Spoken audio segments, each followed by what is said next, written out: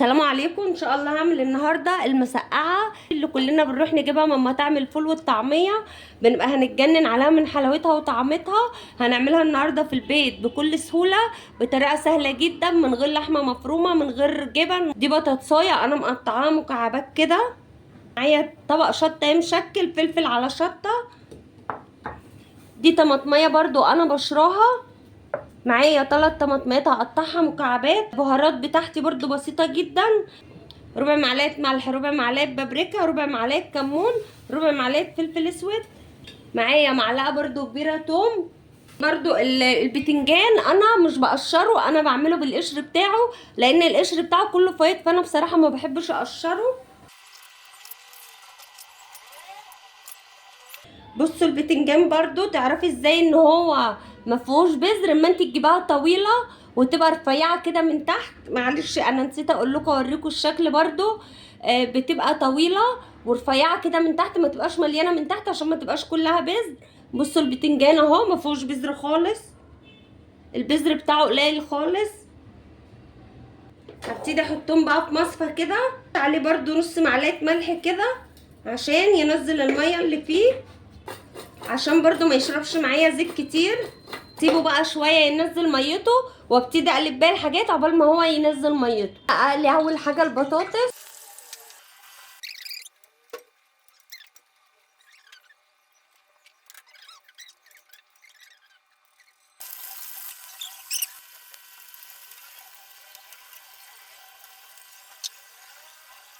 كده خلاص. الفلفل برضو عايزاه يبقى لونه ذهبي، فاهم حاجه ان انت تصفيه كويس من الزيت.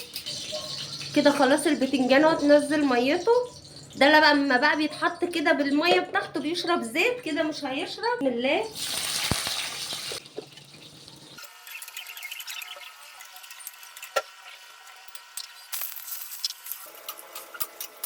احلى حاجه ان انت تطلعي البتنجان باللون الذهبي ده عشان طعمه ما يمررش معاكي ويبقى طعمه مش حلو.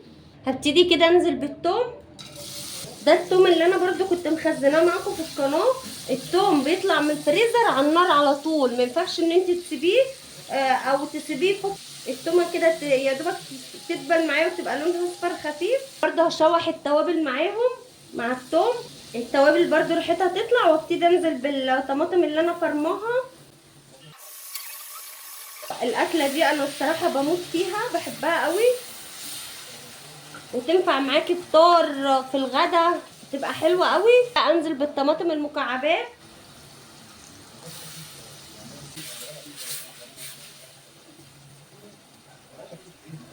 الطماطم المكعبات يا دوبك تدبل وهطفي عليها. معايا برضو على العين التانية فلفل انا بشويه، يا رب يكون واضح معاكم. اي شبكه عندك حطيه عليها، ما عندكيش حطي على عين البوتاجاز عادي. ابتدي بقى انزل بالفلفل وبالبطاطس والبتنجان برضو. كده خلاص المسقعه خلاص جهزت معايا اهي. هعمل برضو جبنه بدبس الفلفل، بتبقى حلوه قوي.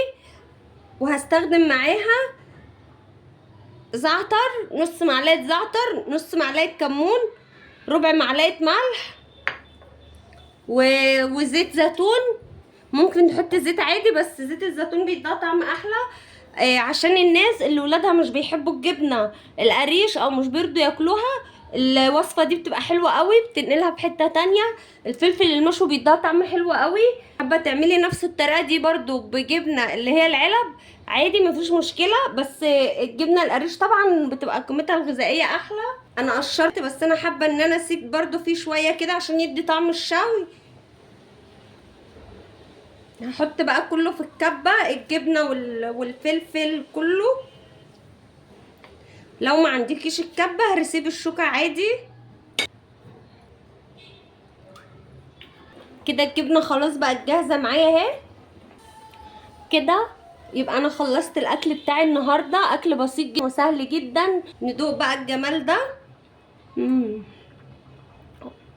تحفة بجد، حلوة قوي. دي المسقعة المصري بدون اي افتكاسات، بدون ولا تحطي بقى موتزاريلا ولا لحمة مفرومة.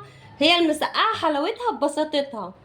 اهي عملناها النهارده بكل سهوله وبكل بساطه، والتكلفه بسيطه جدا جدا، وعملنا كله في طاسه واحده زي ما قلت لكم، ولا وسخنا بقى 100 حله ولا بهدلنا الدنيا، لا، وعملنا اكله حلوه اهيت في نفس الوقت. اللي برضو الجبنه اللي هي بدبس الفلفل، زي ما قلت لك لو انتي ولادك ما بيحبوش الجبنه القريش اعملها لهم بالطريقه دي، بتبقى حلوه قوي بجد، خطيره حلوه قوي الجبنه دي. اكل بسيط ولا تعب ولا خد وقت ولا خد مجهود، وفي نفس الوقت ما فيهوش تكلفه، مش مكلف. كده خلصت وصفتي النهارده. لو عجبتكم بقى الوصفه ما تنسونيش في اللايك والشير عشان اشجع وخليني اصور لكم اي حاجه انا بعملها، وما تنسوش تشتركوا في القناه عشان يوصلكوا كل جديد. اشوفكم بقى في فيديو جديد.